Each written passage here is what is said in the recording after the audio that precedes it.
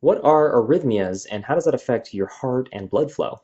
Well, we're going to cover that today, so stay tuned and don't go anywhere.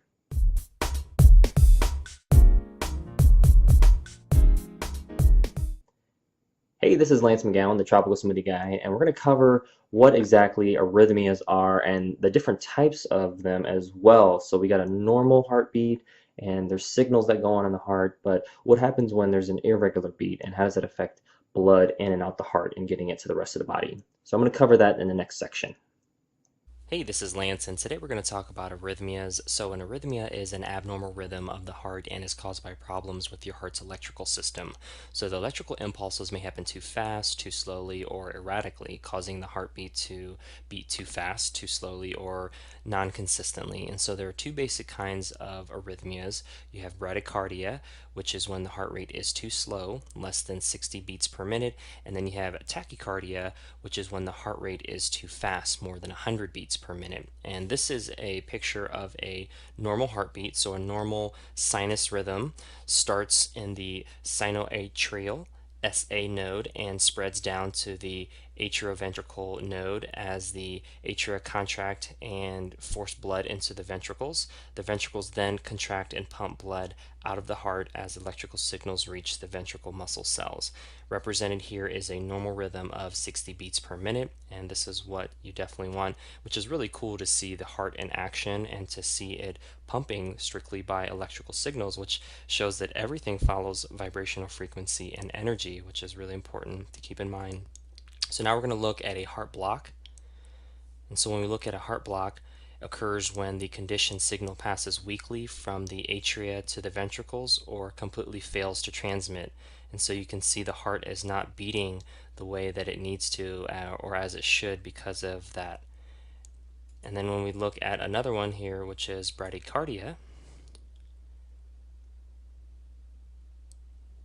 this is the heartbeat of less than 60 beats per minute and may be caused by problems with the heart's pacemaker, the SA node, or other parts of the conduction system pathway.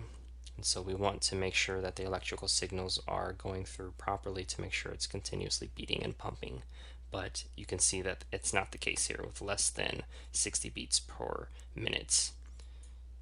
So now we're going to look at another type. So atrial tachycardia occurs when the abnormal electrical signals interfere with signals coming from the SA node, and it can prevent the heart from filling properly, and this reduces overall blood flow out of the heart. And so it's kind of like an interruption that's happening and too rapidly as well, and so that is not good either.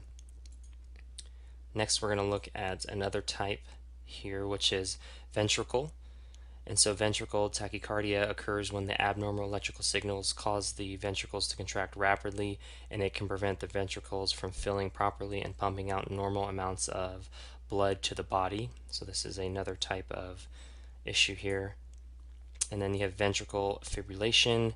So this is the most serious of all arrhythmias. So VFib occurs when the erratic signals cause the ventricles to quiver, and the heart cannot pump blood, causing cardiac arrest. And so this is very severe here, and you can see that it's just kind of trembling there, and it's very irregular.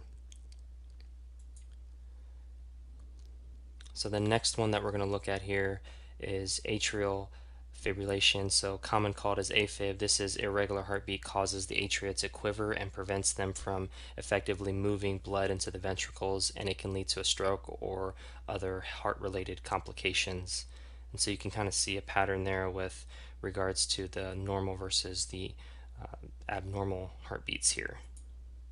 So the number one goal that we want to do is make sure our heart is beating at a normal rate and that blood is coming into the heart and that the blood is going out of the heart the way that it should. There isn't any trapped blood, there isn't any die off with regards to cells in the heart or things aren't irregular, especially from electrical signal standpoint. And so the best way we can do that is giving our body what it needs, because when your body gets what it needs, it can heal itself.